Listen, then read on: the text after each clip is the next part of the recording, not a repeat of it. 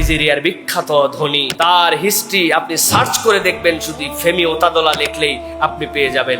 উনি বলছেন, আমার যখন অনেক টাকা পয়সা হলো, হৃদয়টাও শান্তি পাই না, কি করব?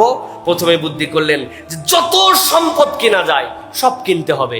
কিনতে কিনতে আফ্রিকার ডিজেল সরবরাহের 92% মালিক উনি ছিলেন।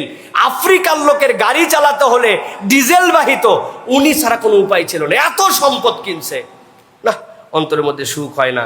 এরপরে মনে করছেন পৃথিবীর দামি দামি জিনিসগুলা কিনি, যেইগুলা সিগনেচার আইটেম, অনেক দামি, পৃথিবীর মহামূল্যবান, যেখানে যত ধরনের নিলাম হয় দামি জিনিস সব কিনছে, অন্তরে শান্তি হয় না। এরপরে চিন্তা করছে যে আচ্ছা, সম্পদ অনেক হয়েছে, হয়তো বড় বড় project, different kind of project যদি থাকে তাহলে আমার জন্য শান্তি হবে।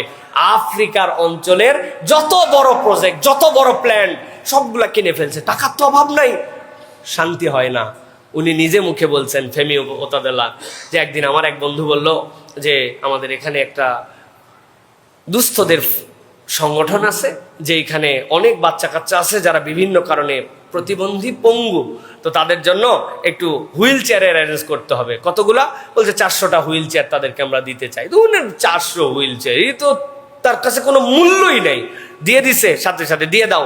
তো শেষে ওনাকে অনুরোধ করছে যে শুধুমাত্র দিলেই হবে না, তোমার হাতে যদি সময় থাকে এই বিতরণের সময় তুমি আসতে পারবা কিনা। কি মনে দাগ কাটছে, গেছে, বিতরণ হয়েছে, সব বাচ্চা কাচ্চারা হুইল চেয়ারে করে নিয়ে খুশিতে যাচ্ছে। তো যাওয়ার সময় একটা বাচ্চা হুইল চেয়ারের হাতে ভর দিয়ে নিচে নামছে, নেমে উনি যে দিছে তার পরিচয় বলছে, সে তার পা জড়ায় ধরছে, জড়ায় ধরে কাঁদতেছে। তখন বলছে, তোমার আর কি চাই বলো, তুমি কেন কাঁদতেছ, তোমার কোনো অভাব নাই, বলো আমার কাছে তোমার কি ডিমান্ড।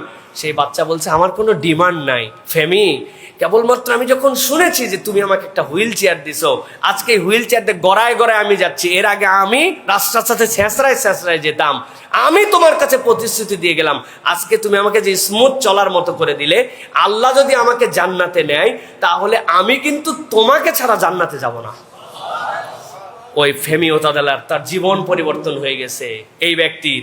এরপরে উনি বলছেন, আরে কিসের প্ল্যান, কিসের এই প্রজেক্ট, কিসের এই অর্থ কামায়, একটাও সুখ দেয় নাই।